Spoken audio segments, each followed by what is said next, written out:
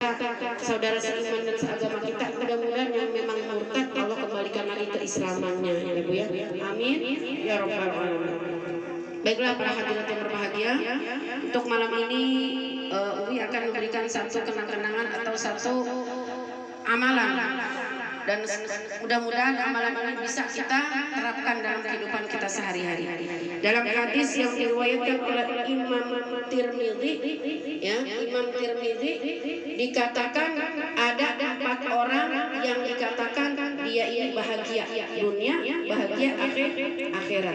Yang pertama, siapa orang yang dikatakan bahagia di dunia dan akhirat? Yang pertama adalah hamba yang selalu bersyukur. Kita bersyukur enggak?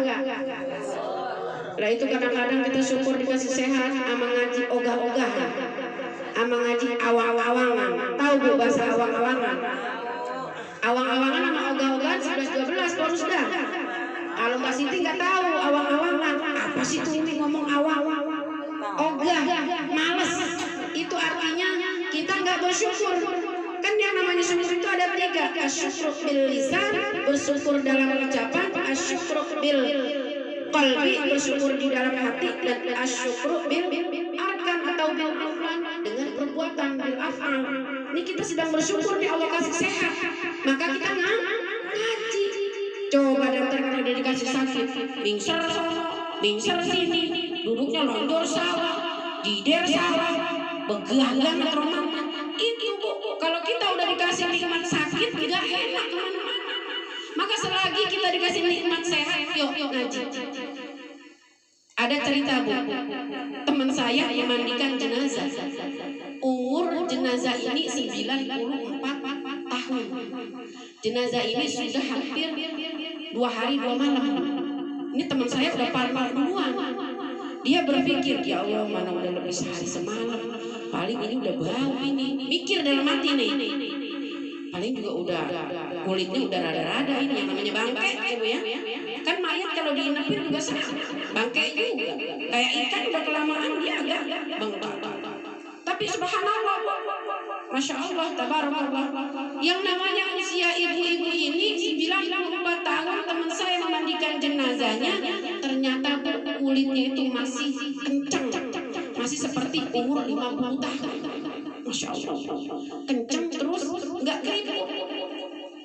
Jadi ini teman saya penasaran, mayat yang udah hampir kurang lebih 24 jam kemudian dimandikan itu dalam keadaan posisi dan juga harum semerbak, wangi, padahal udah lebih dari 24 jam sehari semalam, wangi.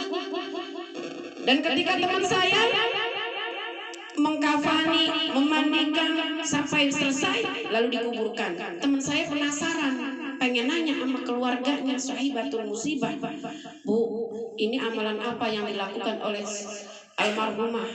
Ketika saya memandikan, wangi semerbaknya saya mendapati cium wangi sedap. Kemudian kulitnya tidak seperti kulit umur yang 94 tahun. Apa jawaban keluarganya? Ibu saya, Bu, dia senang rajin ke majelis taklim. Oh, cuman senang rajin ke majelis taklim. Kemana aja dia ngaji datang. Padahal ibu saya nggak bisa apa-apa. Dia bilang, ilmu mah saya kagak bisa, ilmu mah saya nggak mampu ngamalin. Tapi saya senang kalau ada majelis taklim ke sono saya ikut, ada majelis taklim ke sini saya ikut.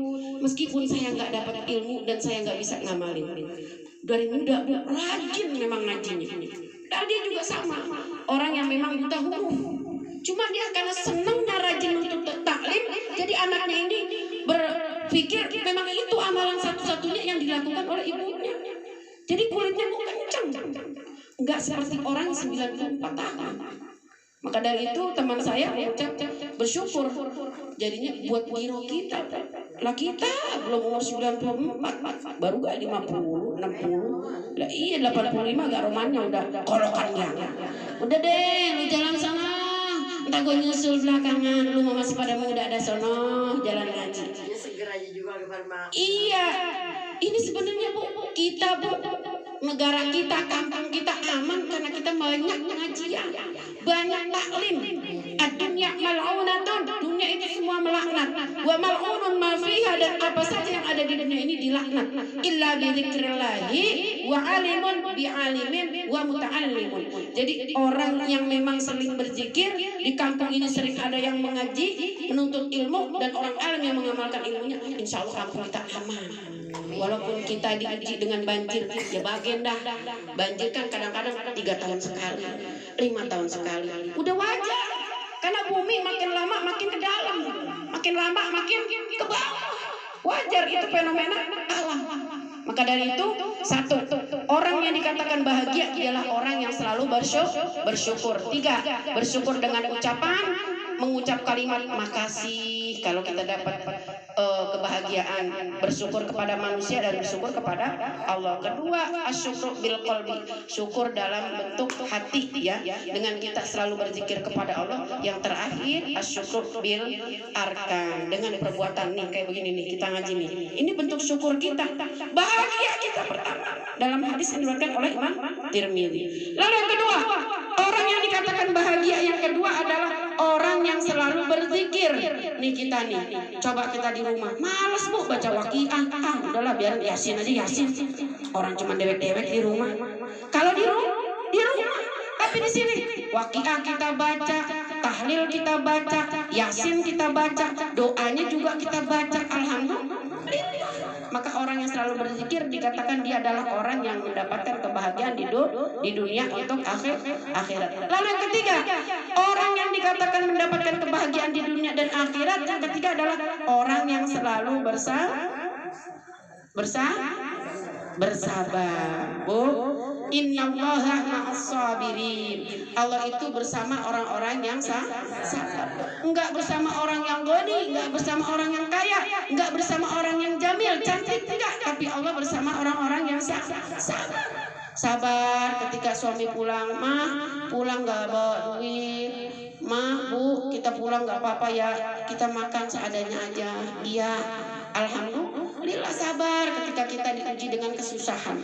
Sabar ketika kita diuji dengan rasa sakit. Kalau kita sabar dalam ibadah, bu, sholat subuh ngantuk, bu, kita bersabar.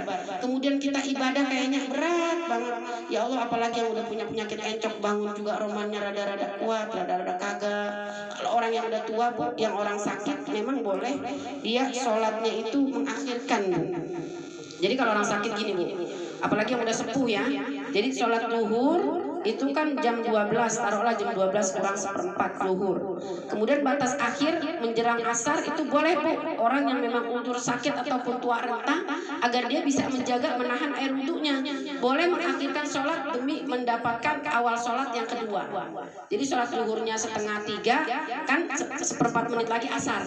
Ini boleh buat orang yang sakit, ya. Jadi kemarin kan udah kita bahas ya, untuk sabar dalam ibadah seperti itu.